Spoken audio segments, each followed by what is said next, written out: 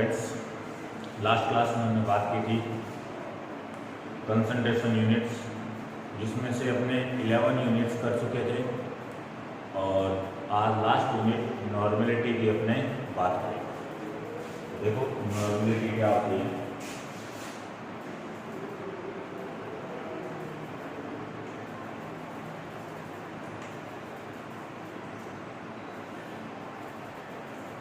क्या होता है normality?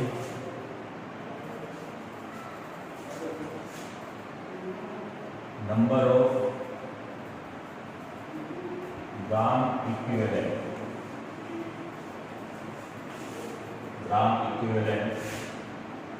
Of solute dissolving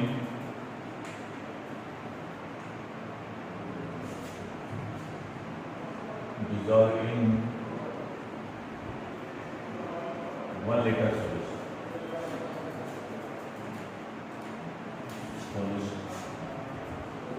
1 liter solution called normal।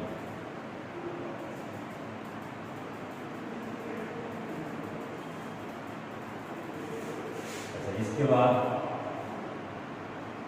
अपने बात करते हैं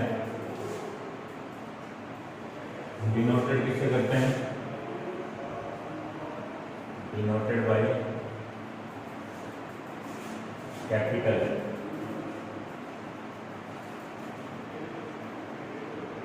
क्या कहेंगे? Capital N is equal to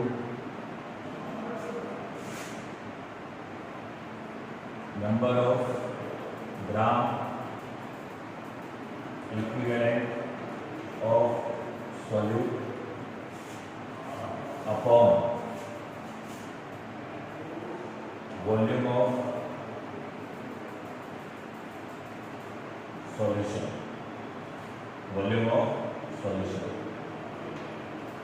इसमें लीटर। क्लियर? अब अपने को क्या करना है, नंबर ऑफ ग्राम इक्विवेलेंट क्या होते हैं इसको ही समझना है। ठीक है, ये कहानी अपने को समझ आ जाए तो यूनिट क्लियर। ठीक है, जैसा कि हमने कल बात की थी फॉर्मेलिटी, क्या कहा था? नंबर ऑफ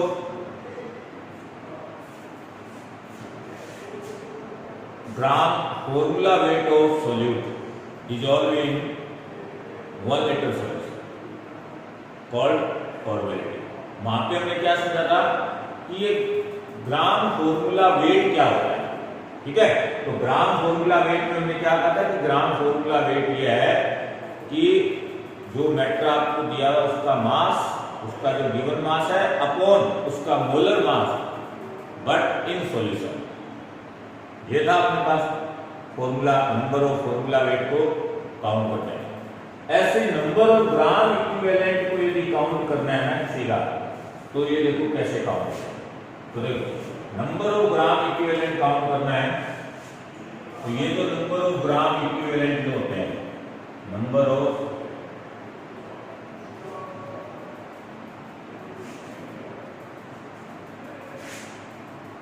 ग्राम इक्विवेलेंट किसके इक्वल होते हैं, ये अपने को समझना। तो देखो ये क्या होगा कि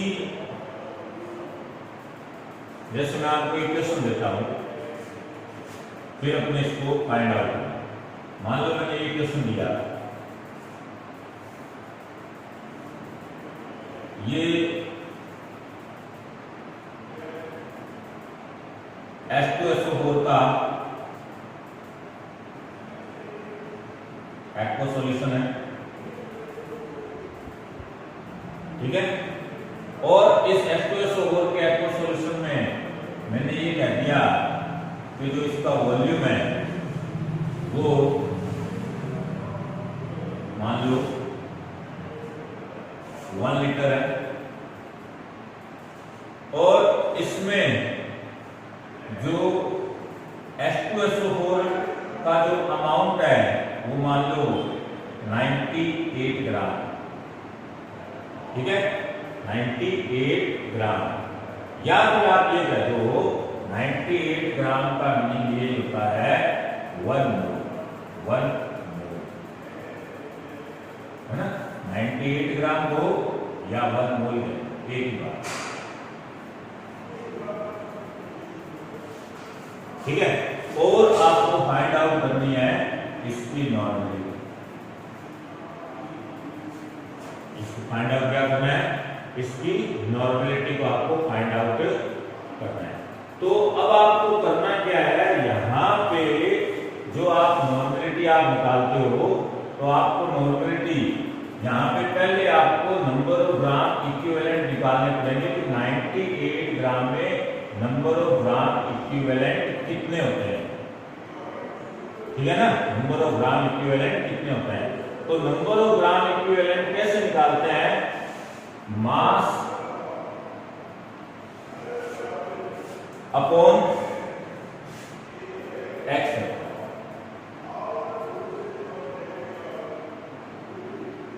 मास अपॉन एक्स फैक्टर, ठीक है। अच्छा, अब अपने को समझना पड़ेगा कि ये एक्स फैक्टर क्या है। भाई मास तो जो गिवन मास है, जैसे 98 ग्राम है, तो ये गिवन मास है, ठीक है, तो 98 अपॉन एक्स फैक्टर। अब एक्स फैक्टर की वैल्यू अपने को चाहिए, तो ये एक्स फैक्टर क्या है, इसको वैलेंसी फैक्टर भी बोलते हैं। और यदि किसी का एक्स फैक्टर निकालना हो, तो एक्स फैक्टर की वैल्यू निकालने के लिए अपने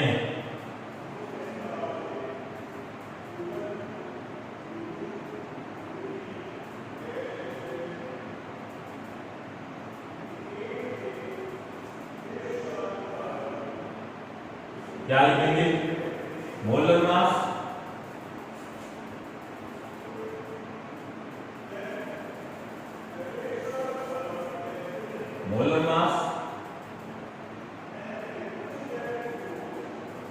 अपॉन ग्राम इक्विवेलेंट वेट,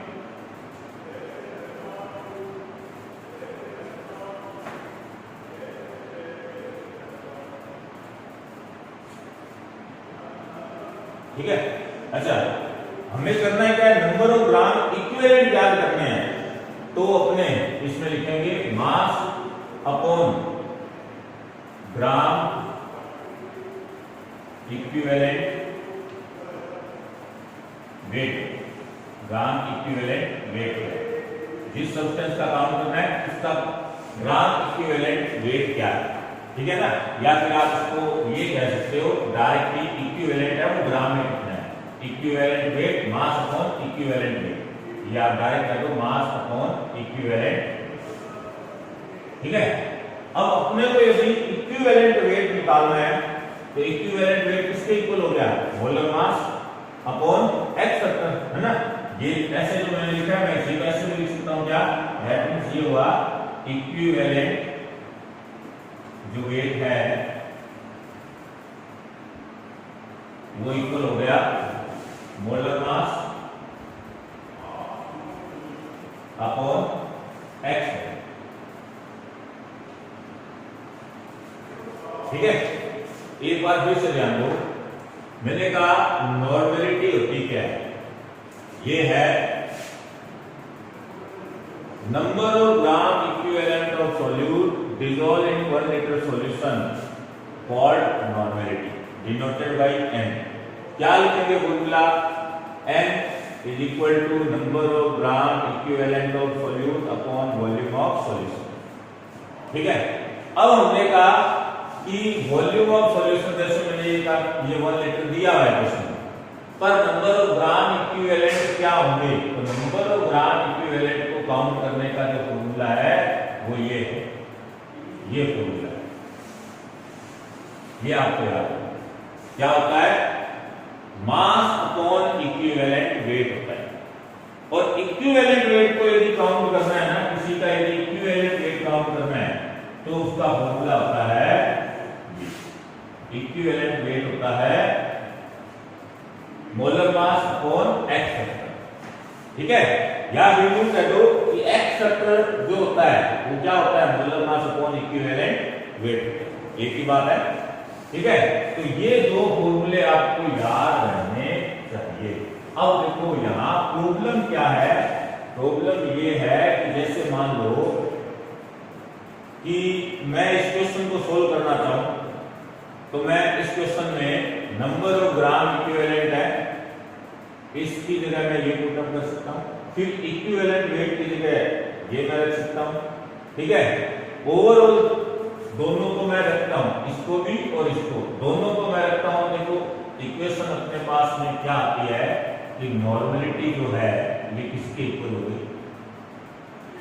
पहले मैं इसको रख देता हूं, नंबर ऑफ ग्राम इक्विवेलेंट क्या होते हैं, मास अपॉन इक्विवेलेंट, मास upon equivalent wait. Equivalent weight किसके इक्वल है, molar mass upon X factor, और वो अपॉन में है वो ऊपर चला जाएगा इनटू एक्स फैक्टर है ना। अभी तक हमने यहां तक यहां इसकी वैल्यू, पहले मैंने इसकी वैल्यू यहां रखा, mass upon equivalent weight, mass upon equivalent weight का इक्विवेलेंट वेट की जगह मैं ये लिख सकता हूं molar mass upon X factor. तो molar mass upon X factor होता है तो वो ऊपर जाएगा।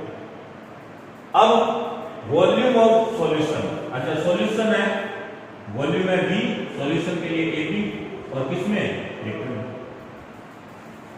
ठीक है, अच्छा अब आपको देखो क्वेश्चन में क्या कह दिया, क्वेश्चन में क्या है, इन 1 litre H2SO4 aqueous solution H2SO4 present 98 gram, calculate normality of the solution. 98 gram present है 1 लीटर aqueous H2SO4 सॉल्यूशन में। ठीक है, तो देखो मास कितना दिया है 98 upon molar mass, molar mass, mass of 1 mole called molar mass, molar mass किसका H2SO4 का कितना है 98 इनटू वॉल्यूम कितना है लीटर में 1 इनटू एक्स फैक्टर। अब हमें एक्स फैक्टर नहीं पता है ये है, यदि एक्स फैक्टर पता हो ना तो आप इसका आंसर बता सकते हो। समझ आई बात ये, यदि एक्स फैक्टर आपको पता हो तो आप इसका आंसर बता सकते हो। तो हमें इस एक्स फैक्टर को समझना है। तो नो डाउट आप समझते होंगे कि नॉर्मलिटी यूनिट थोड़ी सी बड़ी है और इसमें हमें थोड़ा सा लेंथी काम करना पड़ता है, लेकिन एक रिलेशन अपने लास्ट में निकालेंगे, आप डायरेक्ट भी फाइंड आउट कर सकते हो नॉर्मलिटी। ठीक है, तो ध्यान रखना है नॉर्मलिटी होती क्या है, number of gram equivalent of solute dissolving in 1 litre solution called normality. ये क्या होता है नंबर ऑफ ग्राम इक्विवेलेंट, ये होता है मास अपॉन इक्विवेलेंट वेट, है ना। अब ये इक्विवेलेंट वेट क्या होता है, ये इक्विवेलेंट वेट होता है molar mass upon X factor. ठीक है, ओवरऑल हमने इसकी जगह ये पुट किया और फिर इस इक्विवेलेंट की जगह ये लिखा, हमारे पास इक्वेशन आ गई ये। ठीक है, और ये जो इक्वेशन आई है क्वेश्चन में हमें दिया हुआ है 98 दिया हुआ है, ये गिवन है, ये हम मोलर मास निकाल सकते हैं, है ना, किसी भी कंपाउंड का मोलर मास हम निकाल सकते हैं। और क्वेश्चन में ये भी दिया है, प्रॉब्लम है एक्स फैक्टर। ठीक है, तो अभी मैं आपको बता देता हूं, मान लो आपको ये गिवन है कि H2SO4 का जो एक्स फैक्टर है, वैलेंसी फैक्टर कह दो एक्स फैक्टर ऑफ H2SO4, ये गिवन है 2। अब तो आंसर निकाल सकते हैं हमें, क्या हो जाएगा आंसर, यहां पे वैल्यू 2 रख दो, 98 into 2 upon 98, 98 से 98 कट, और हमारे पास आंसर कितना आ गया, आंसर आ गया 2n। भले 2n लिखो, भले लिखो gram, number of gram equivalent per litre. ठीक है, gram equivalent per litre, clear. अच्छा, अब ये एक्स फैक्टर यहां पे दिया हुआ है, पर ये एक्स फैक्टर दिया हुआ होगा ये कोई जरूरी नहीं, दे भी सकता है और नहीं। तो हमें केवल एक्स फैक्टर की कहानी समझनी है कि एक्स फैक्टर कैसे फाइंड आउट करते हैं। तो अपने हेडिंग लगाते हैं डिटर्मिनेशन ऑफ एक्स फैक्टर या कह दो वैलेंसी फैक्टर।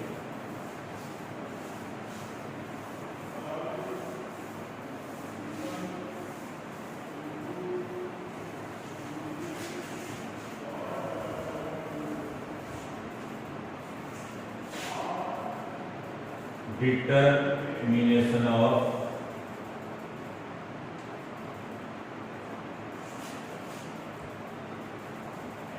एक्स या कह दो वैलेंसी।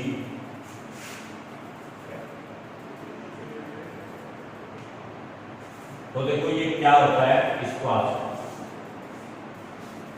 देखो, जब भी अपने किसी भी कंपाउंड को, किसी भी सॉल्यूट को, कोई सॉल्यूट है और मैं उस सॉल्यूट को सॉल्वेंट में डिसॉल्व कर रहा हूं, सॉल्वेंट में डिसॉल्व कर रहा हूं, ठीक है, और मैं कह रहा हूं कि सॉल्यूट का एक्स फैक्टर क्या होगा, है ना, एक्स फैक्टर क्या होगा।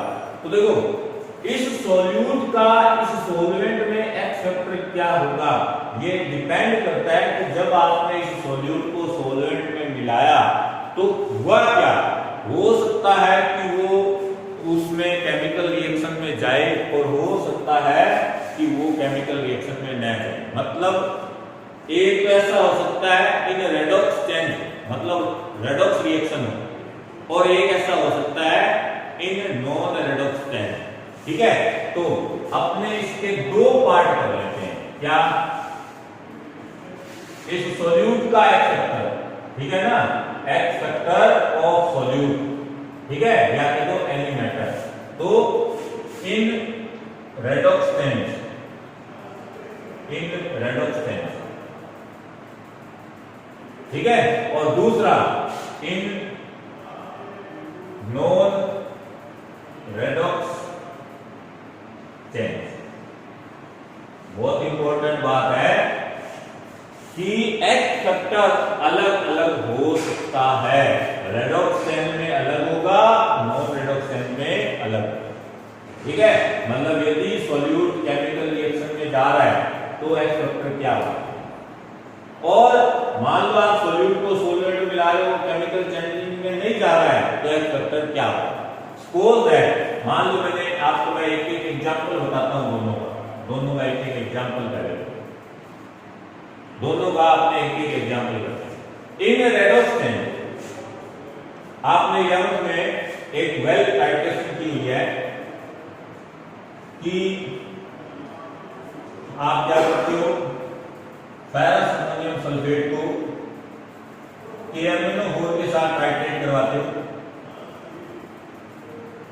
ठीक है, और ये जो फेरस अमोनियम सल्फेट होता है, इस फेरस अमोनियम सल्फेट को जब आप इसके साथ टाइट्रेट करवाते हो तो आप क्या देखते हो कि यहां पे आप 10 लिखते हो और यहां आप 2,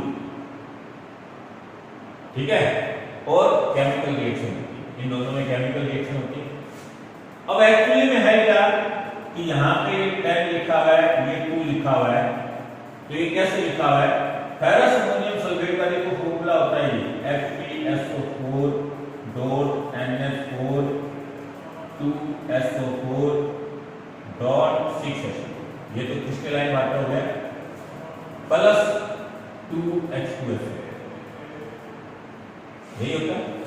जब ये रिएक्शन होती है तो इसमें होता क्या है, ये जो Fe होता है, जो यहां पे Fe+2 है, आफ्टर रिएक्शन ये बदल जाता है Fe+3, ठीक है। और जो ये जो KMnO4 होता है, ये जो KMnO4 होता है, आफ्टर रिएक्शन इसमें ये जो मैग्नीज होता है ना, ये मैग्नीज, आप वहां इसकी ऑक्सीडेशन स्टेट निकालोगे तो MnO4 नेगेटिव, ठीक है, MnO4 नेगेटिव, ठीक है। तो यहां पे आप कह सकते हो MnO4 नेगेटिव मतलब मैग्नीज की +7, और आफ्टर रिएक्शन ये मैग्नीज Mn+2 में मिलेगा। क्योंकि इस रिएक्शन में आप देखना, एक तो आपको फेरिक सल्फेट मिलेगा, फेरिक सल्फेट मिलेगा, और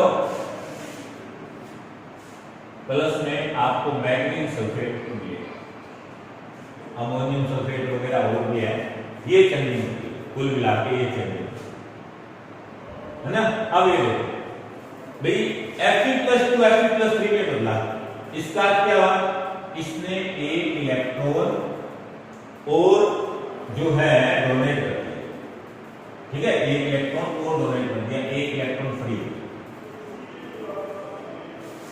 और इसने क्या किया, 5 इलेक्ट्रॉन लिए, 5 इलेक्ट्रॉन ये लेगा, 5 इलेक्ट्रॉन लेगा तो ये Mn+2 में बदलेगा ना, और इसको 5 इलेक्ट्रॉन चाहिए, मतलब यहाँ 5 होने चाहिए, और यहाँ 5 होने चाहिए, मतलब ये 5 बनेंगे और ये 5 होंगे, तो ये 5 इलेक्ट्रॉन बन पाएंगे। इसका क्या हुआ कि जब इसके 5 मोल होंगे ना, इसके जब 5 मोल होंगे तो इसका 1 मोल होगा, ठीक है। जब इसके 5 मोल हुए तो इसका 1 मोल हुआ। तो मैं कहूँ यदि इसके 10 मोल हो तो इसके 2 मोल होंगे, है ना। यदि मैं कहूँ इसके 20 मोल हो तो इसके 4 मोल होंगे, ये तो लिखा है। 10 मोल हो तो 2 मोल होंगे, है ना। तो ये तो थी आपने केमिकल रिएक्शन जो कि आपने 11th में पढ़ी हुई है, और अभी 12th में भी आपके टाइट्रेशन में ये है, फर्स्ट प्रैक्टिकल आपका ये। अब इसमें देखो एक्स फैक्टर क्या है। अब मैं ये कहूं x in this chemical reaction, x factor of FAS in KMnO4 solution, in KMnO4 कितना होगा, x factor of FAS in KMnO4, FAS का एक्स फैक्टर, तो एक्स फैक्टर होता है जितने नंबर ऑफ इलेक्ट्रॉन ट्रांसफर होते हैं ना, वही उसका एक्स फैक्टर होता है, ठीक है। तो ये देखो कितने नंबर ऑफ इलेक्ट्रॉन ट्रांसफर हुए, Fe+2 था, Fe+3 में कन्वर्ट हो गया, ठीक है। आगे क्या लिखा है उससे कोई लेना देना नहीं, हमें केवल इसको देखना है कि एक इलेक्ट्रॉन एक्स फैक्टर कितना हो गया, 1। क्लियर है। यहां आगे कितना लिखा है उससे कोई लेना देना नहीं है। आगे ये तो चेंज कर सकते हो, मोल है, अभी मैंने 5 1 लिखा तो मैं 10 2 भी लिख सकता था, तो एक्स फैक्टर कोई 10 थोड़ी हो जाता है। ऐसे मैं 30 4 भी लिख सकता था, 40 8 भी लिख सकता हूं। तो इनको नहीं देखना है, केवल नंबर ऑफ इलेक्ट्रॉन ट्रांसफर देखना है, ठीक है। वो चाहे यूज कर रहा हो चाहे गेन कर रहा हो, है ना। यहां पे +7 था और +2 में कन्वर्ट हो गया, एक्स फैक्टर कितना है, 5। मैं कहूं x factor of KMnO4 in FAS क्या होगा, 5।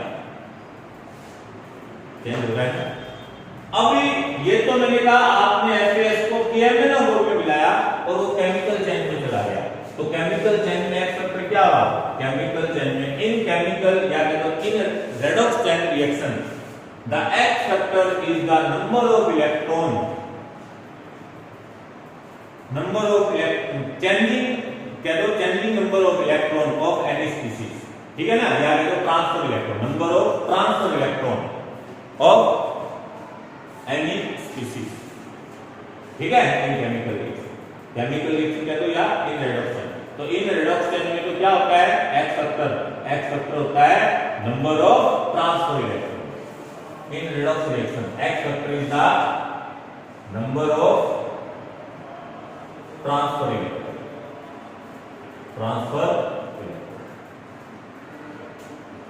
ठीक है। ये होगा एक्स फैक्टर, ये आपको देखना। अच्छा, अब बात करें इन नॉन रेडॉक्स रिएक्शन, तो नॉन रेडॉक्स रिएक्शन में एक्स फैक्टर क्या होगा, तो यह नॉन रेडॉक्स में आपको मैं इसी का एग्जांपल दे देता हूं। जैसे मैंने कहा ये FAS है, FeSO4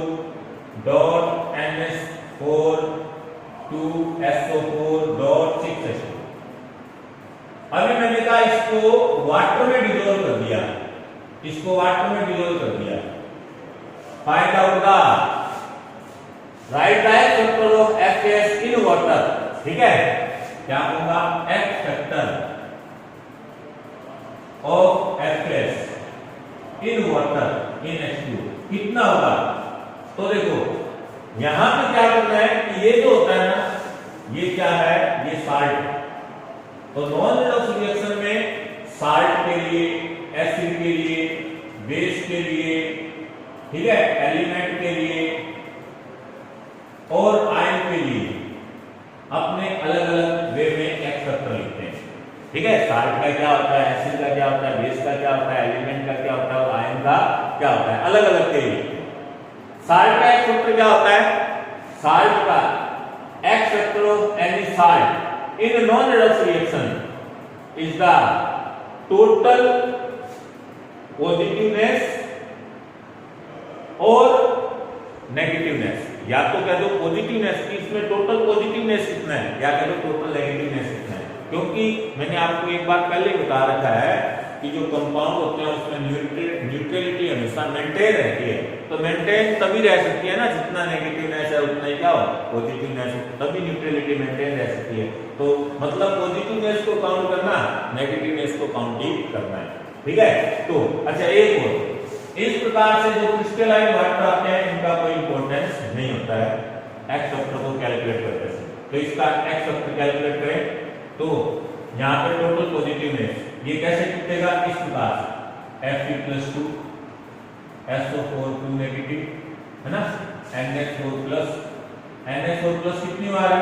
2 बार, NH4+ 2 बार और फिर SO4 2 नेगेटिव और फिर इसका कोई रोल नहीं। तो देखो टोटल पॉजिटिवनेस कितना हुआ? 1 2 3 4 और टोटल नेगेटिवनेस कितना हुआ? 2 2 4। तो आप क्या करोगे? एक्स फैक्टर कितना है? 4। क्लियर? मैं कहूं x factor of KMnO4 in H2। तो KMnO4 वाटर में टूटेगा कैसे? कैसे टूटेगा? एल्केलाइन नेचर होती है, टूटने पे देख लो आप पोटेशियम प्लस के फॉर्म में और Mn4 और नेगेटिव के फॉर्म में। ठीक है ना, जब केमिकल रिएक्शन होती है तो ये फर्दर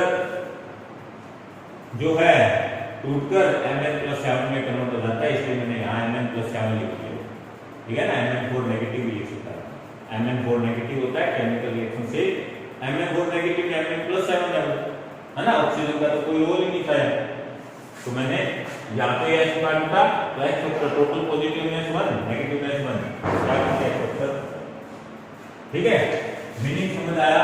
एक्स फैक्टर किसी भी सब्सटेंस का एक्स फैक्टर आपको यदि देखना है तो पहले आपको समझना पड़ेगा कि वो जो एक्स फैक्टर है जो आप देख रहे हो वो सब्सटेंस कौन सी रिएक्शन में जा रहा है, रेडॉक्स में जा रहा है या नॉन रेडॉक्स में, या केवल केमिकल चेंज में जा रहा है या केवल फिजिकल रिएक्शन में। केमिकल रिएक्शन में जा रहा है तो उसमें कोई पर्टिकुलर कोई ऐसा आयन होगा जिसकी वैलेंसी चेंज होगी और जिसकी वैलेंसी चेंज होगी तो वो नंबर ऑफ जो ट्रांसफर इलेक्ट्रॉन है वही उसका क्या होगा? एक्स फैक्टर होगा। But in non redox reaction for salt acid base element and ion x factor is different. Salt के लिए क्या होता है? इन salt and in non-redox reaction the X factor is total positiveness and negativeness present in salt। ठीक है, acid के लिए कहें तो एसिड की एसिडिटी कितनी है? ठीक है, एसिड के लिए कहें तो एसिड की एसिडिटी कितनी है? एसिड के लिए एसिड का कहूं जैसे H2SO4 है तो इसकी एसिड मतलब ये नंबर ऑफ हाइड्रोजन कितने डोनेट कर सकता है? 2H++ HSO4 2 negative. X factor कितना हो गया? 2। एक्स फैक्टर कितना हो गया? 2 है ना। ऐसे किसी का भी एक मैंने आपको ये तीनों आपको बता रखे हैं H3PO4 H3PO3 और H3PO2। ठीक है, इनका एक्स फैक्टर सब पहले मैं सब ये करवा चुका हूं आपको, इसलिए उस कॉपी को देख लें आप। बस इतना ध्यान रखें सब सब्सटेंस का एक्स फैक्टर है यदि डायरेक्ट ऐसे वो दे रहा है कि H2SO4 का कोई मीनिंग नहीं है इसका, ठीक है ना, एक्स फैक्टर ऑफ अरे किसमें, वाटर में या फिर किसी केमिकल रिएक्शन में, ठीक है, मेंशन करेगा, ठीक है। और यदि मेंशन नहीं कर रहा है तो आपको ध्यान में रखना, यदि मेंशन नहीं कर रहा है तो क्वेश्चन में तो आप उसको नॉन रेडॉक्स का पार्ट मान के, ठीक है। मेंशन करे तो देख लेना क्या है, अदर मेंशन नहीं करता है, डायरेक्ट कहता है x factor of H2SO4 non Redux मान के और एक्स फैक्टर बताओगे कितना, इनका मैंने आपको पहले ही ऑलरेडी बता रखा है, ध्यान से। ऐसा नहीं है कि जितने हाइड्रोजन है उतने एक्स फैक्टर होंगे, अच्छे से कर लेना इनको। यहाँ कितना था एक्स फैक्टर, यहाँ पे एक्स फैक्टर था, स्ट्रक्चर से पता चल जाएगा 3 है, यहाँ पर H3 PO3 एक्स फैक्टर कितना था 2 और यहाँ पे कितना है 1, ठीक है। H3PO4 H3PO3 और H3PO2 एक्स फैक्टर बहुत ही इंपॉर्टेंट है, स्ट्रक्चर से आपको मैंने बताया क्या कि के साथ जो डायरेक्ट H जुड़ा हुआ होता है वो टूटेगा, OH वाली बॉन्डिंग है वो टूटेगा। ये तो बात होगी ऐसे। बेस का जो कारक है, बेस के लिए जैसे मान लो NaH है, ठीक है, क्या हो जाएगा ये, ठीक है, पोटेशियम हाइड्रोक्साइड है, एक मैग्नीशियम हाइड्रोक्साइड है, कितना हो जाएगा 2, है ना। एलिमेंट के लिए कि उसकी वैलेंसी क्या है, आयन पे उसका चार्ज क्या है, ठीक है ना, तो आयन के लिए चार्ज हो जाएगा, एलिमेंट के लिए उसकी नॉर्मल वैलेंसी हो जाएगी। तो ये बात थी एक्स फैक्टर की कहानी। जितने भी ये आपको अभी तक जितना भी मैटर आपको मैंने बताया है सॉल्यूशन के इस चैप्टर में, तो अप्रोक्सीमेट ये सारा वर्क मैंने आपको 11th में करवा रखा है, तो वही नोट्स आप रखें। अब जो टॉपिक नेक्स्ट आएगा वो अपने अलग होगा, 12 से रिलेटेड होगा। एक तो है कोलिगेटिव प्रॉपर्टी, कोलिगेटिव प्रॉपर्टी के बाद में वॉन्ट ऑफ फैक्टर पढ़ेंगे, और इसके अलावा अपने इस चैप्टर में एक टॉपिक और पढ़ेंगे सोल्यूबिलिटी, जिसमें सोल्यूबिलिटी के अंदर जब अपने सोल्यूबिलिटी गैस की जो पढ़ेंगे, ठीक है ना, गैस डिजोल्व इन वाटर, तो उस केस में अपने एक हेनरी लॉ पढ़ेंगे, ठीक है। और ये 3 टॉपिक अपने पास हो रहा है, इसी के साथ ये लेसन खत्म होता है। Okay bye.